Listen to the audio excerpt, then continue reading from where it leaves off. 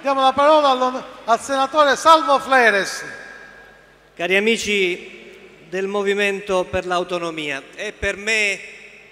un grande piacere portare alla vostra assemblea il saluto mio personale, quello di Forza del Sud, quello del segretario nazionale, l'onorevole Gianfranco Miccichè. Un nostro comune amico, il cui figlio coordina il nostro partito nel Lazio, l'onorevole Giuseppe Azzaro, che molti di voi ricorderanno, intervenendo in Consiglio Comunale a Catania a metà degli anni '80, citò un dialogo che si era svolto parecchi anni prima tra due famosi statisti inglesi, Disraeli e Gladstone. Entrambi rappresentavano posizioni opposte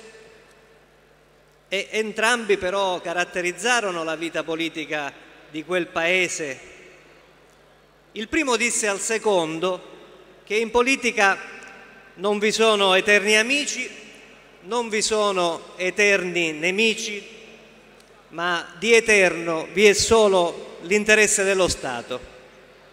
Io sono personalmente d'accordo con Disraeli, ma aggiungo con semplicità e chiarezza che non può esserci dialogo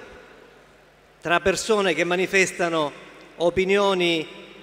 diverse persino sul significato delle parole, persino sull'analisi dei fatti, ma soprattutto tra persone che non mostrano alcuna propensione né verso il rispetto degli altri né verso gli impegni assunti e poi non assolti. Né può esserci dialogo con quanti tentano spiacevoli scorciatoie non per risolvere i problemi dei cittadini, bensì per gestirli, così da privarli della libertà di pensiero e di azione che è loro dovuta. Né può esserci dialogo, cari amici dell'MPA, con quanti, e purtroppo sono in tutti gli schieramenti, tentano di vincere la partita chiudendo gli avversari negli spogliatoi. Credo che quelli indicati costituiscano presupposti e condizioni per chiunque, persone o forze politiche, almeno se si vogliono creare le condizioni per un reale cambiamento, per un cambiamento fondato su una progettualità reale e non velleitaria o ipocrita o del tutto innaturale, come in alcuni casi, e la Sicilia è tra questi, spesso si verifica. Noi di Forza del Sud crediamo che la Sicilia e l'intero Mezzogiorno d'Italia debbano essere liberati dai gestori di problemi altrui,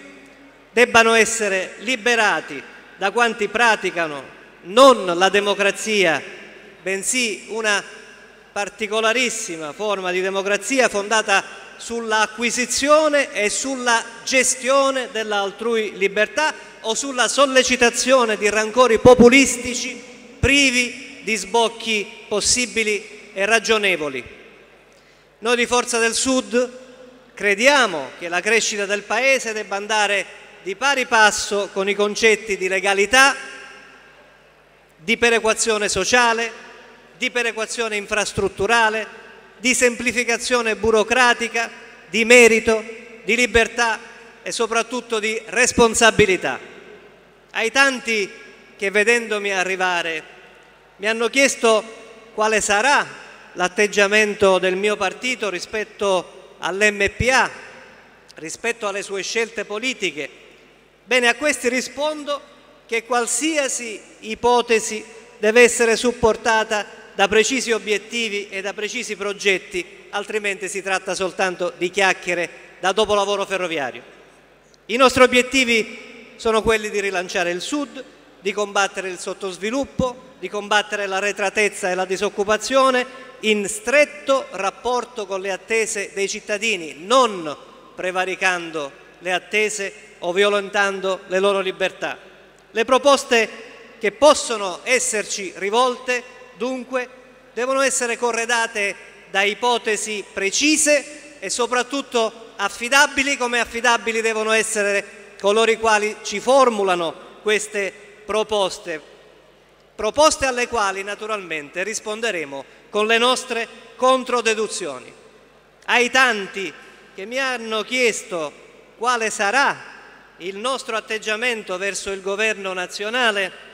rispondo che non ho visto mai nessuno raggiungere risultati stando all'opposizione, così come non ho mai visto nessun governo adottare scelte che non fossero fortemente sostenute da una azione politica dura, determinante, condizionante. Con queste premesse, a nome di Forza del Sud auguro al Movimento per l'Autonomia e al suo leader e Presidente della Regione di sapere rapidamente riguadagnare la via della libertà, del buonsenso, del rispetto reciproco e del rispetto delle regole della politica. Un augurio che ovviamente formulo a lui, ma che formulerei a qualsiasi altra forza politica, anche di schieramento diverso.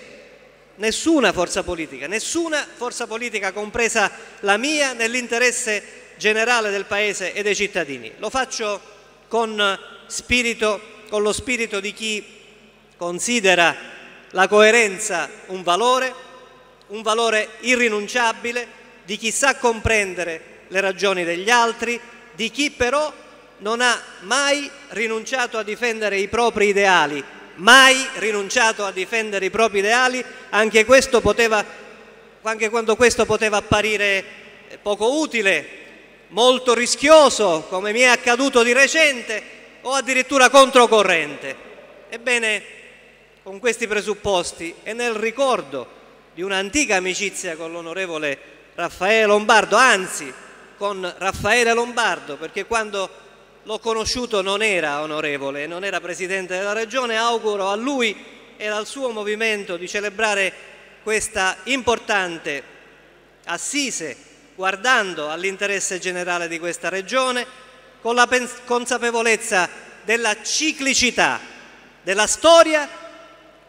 e con la consapevolezza della ciclicità della politica. Storia e politica che bisogna rimettere in discussione se è vero e se è forte il desiderio di liberare la Sicilia da ogni condizionamento, da ogni ricatto, da ogni sottomissione. Noi di Forza del Sud stiamo cercando di farlo. Abbiamo, come tutti voi sapete, lasciato le nostre comode, in alcuni casi comodissime, posizioni istituzionali, stiamo mettendo in gioco il nostro passato ed il nostro presente per costruire un futuro che non sia antagonista delle nuove generazioni e che ci consenta di guardare sempre in ogni circostanza negli occhi i siciliani, i giovani,